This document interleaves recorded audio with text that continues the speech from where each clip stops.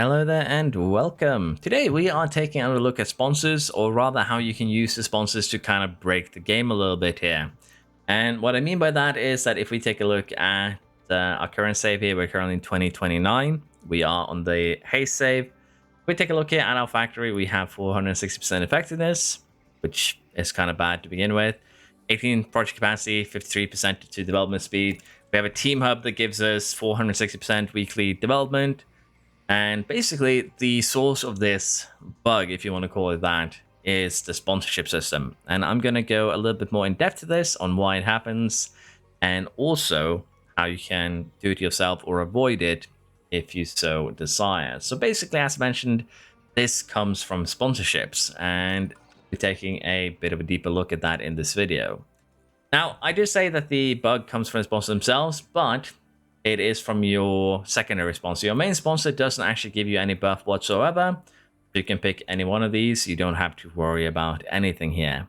Now, keep in mind that the miner, let's pick Earthlight here first, and I'll go ahead and explain. Earthlight is our major sponsor, our main sponsor, and then we can pick up to 5 optional or secondary sponsors. Now, one of our secondary sponsors here are Ferro NRG, and Ferro Energy has a buff that works over the course of the season, but they can also show up as a main sponsor, and in that case you don't get that buff that Ferro Energy offers, which is the driver development rate buff. That one is pretty strong, so we'll pick that one. But as you can see, certain sponsors have buffs. Abaus here has none. Roga doesn't have a buff, just has a debuff, and the same here for Lumiura. So you're basically looking for the sponsors that have a season effect that is positive. In this case, Ferro Energy has driver rate development, Pyram has a facility buff, Henrik has the staff development rate, Raka gives you more facility effectiveness, and the same here is the case for Vaunv. So basically, we'll be picking these sponsors that have these buffs because, well, we'll be taking a look at just how they affect the gameplay here. And basically, keep in mind that anything that gives like driver development rate here, like Ferro Energy, will only affect your car 1. So if you have a driver you want to develop, in our case Hayes for basically the save that I just played, we want to have him in car 1 to get the main benefit of that buff. As I mentioned here, Bone, Raka, Henrik, Farum, they all give other buffs as well, but we'll take a look at just how this works. So we'll go ahead and assign these guys just like that. And that buff that we just had that was 460% has now gone up to 505. Now, the thing here is these buffs don't go away at the end of the season, and I'm pretty sure that is how they were supposed to work. You get a, in this case, facility buff for the factory, a facility buff for CFD, and a facility buff for our team hub. And these buffs don't go away after the end of the season like they were supposed to do. And as such, you get factories, you get buildings that are far more effective than they should be.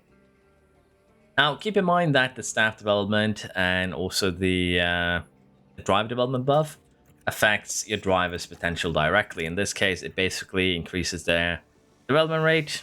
I don't actually know if it's permanent or not. I haven't actually checked, but I would imagine that it might be, considering you have the very same thing here for the facilities. But while you might think 505% effectiveness is pretty bad, you spent 9 seasons, you spent 6 seasons to get here. Why? It seems to be very ineffective. You can actually cheat this, because the way that the effectiveness works is that it is, for some ungodly reason, tied to your affiliates. So if we go ahead here and say we want to sacrifice Wolfsman, we go ahead and terminate his contract, just like that, our effectiveness has not gone down. It has remained the same that it is.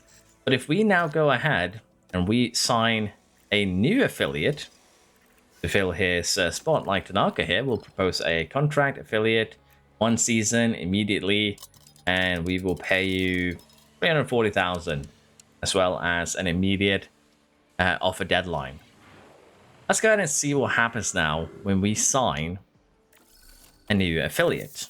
Just like that, we've signed Toshiko Tanaka, and right now our facility has increased by 51%. We gained 51% more effectiveness from basically signing on this new affiliate of ours. Now, as your building effectiveness increases, in this case it went up by 51%, but if we look at our 50 sim, it was 177. We only get 20, we gained 18% here.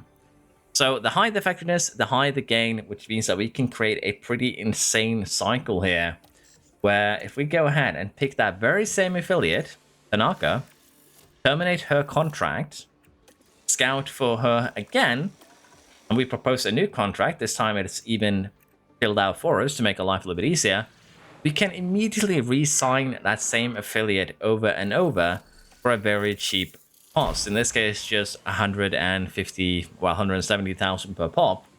But every time we do so, we gain more effectiveness. Now we're up to 612, and as you can see, we gain more than we did the first time. First time was 51%, and this time we even gained more.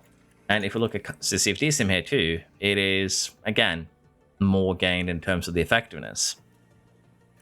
But as you can imagine, this is something that you can really, really break the game with if you get the correct sponsors early on. And I'm going to show you just how broken this can be by going ahead and firing Toshiko over and over and over, and then rehiring her. So I've spent a good 15 minutes just firing and rehiring. Not a tremendous amount of time, and it hasn't actually cost that much money either, about 4 or 5 million. Now, if we take a look at our facilities, our factory is now up to almost 13,000% effectiveness. So as you can imagine, you can stack this pretty quickly. As the higher the percentage is, the more gain you get per affiliate. So while we started with just 50% per affiliate, we now get closer to 800% every time we hire a new one. And as you can imagine, for Team Hub, we now have 645 mentality. Our team is now incapable of going, I'm not smiling. It's not allowed anymore at our facility. And our team attractiveness basically means that everyone wants to be part of our team forever. The weekly development for Starfate is kind of nuts, and honestly would be kind of interesting to test. I'm just going to leave that be. Operations, card development wise, the CFD sim here, we've gone ahead and upgraded to level 5 with the editor. With just a 4,500 effectiveness here, but as you can see, we gain 1% per investment, or rather per click in. As you can see, it's very, very powerful. And we've already capped out on performance. Like, we put in a little bit here, and we're already capped out on performance. We can't really get any more out of this front wing. Even if we were now to put in more CFD time, it doesn't actually have an effect. And it will have an effect if we use the wind tunnel. But for the most part here, as you can imagine, it is incredibly powerful. But because our car is actually maxed out, we can't really see the effect. So let's try something that isn't maxed out, like the chassis. And as you can see here, each unit gives us 1.5%. And as you can imagine, at lower levels of performance, this can be quite insane. So keep that in mind. We have completely destroyed any semblance of reality here. And as you can imagine now, the CFD sim is very much worth it because we can basically make supercars with the help of just 1 or 2 units here. We have 48 units of mount time, and we need about 5 units to max out what we can gain from CFD time on each project. Just like that, boom. We now have an extra 24 kph. And again, this is without moving any sliders. If we start adding slider movements to this too, we can get some pretty decent gains. And again, this is already at 85% base. We're bringing this up to 93, 94. So we're getting really, really close to captive performance. So you can really, really break the game here with the sponsors. And it's kind of nuts that it's still the game. I haven't really taken advantage of this myself up until this point. But as you can imagine, you can do some really, really silly stuff here. We have 517 project capacity. If we want to manufacture anything here, it should take just a day or so. As you can see. Yeah, we'll never have problems with parts ever again. Let's just put it like that. Now, we do need a factory level 4, level 5 to get these slots right now. So we've definitely gone beyond what is supposed to be possible. But I don't think that's going to matter much because, let's face it, 1 day for each project is no longer an issue. But yeah, as you can see, certain sponsors here do give you buffs. Those buffs can be abused with the help of affiliates. And just keep that in mind, that if you don't want your save to be kind of busted like mine here, just don't hire or fire too many affiliates while you have the sponsorship buffs going, because that is literally what triggers them. Hiring an affiliate will increase the buff. Firing an affiliate does nothing. So you can do what I did here and just hire and fire the same affiliate over and over again and get an insane buff from your sponsorships here. But yeah, just want to share this. Maybe we'll abuse this for Hayes max run to see if we can get Hayes something stupid going. But that is it for today. Hope you still enjoyed taking a look at this little bit of a bug. Hope you have fun messing around with it or trying your best to avoid it. But I will see you next time. Thank you very much for watching. If you haven't already, please like, subscribe, as that helps me out a ton. And yeah, see you all next time. Bye bye.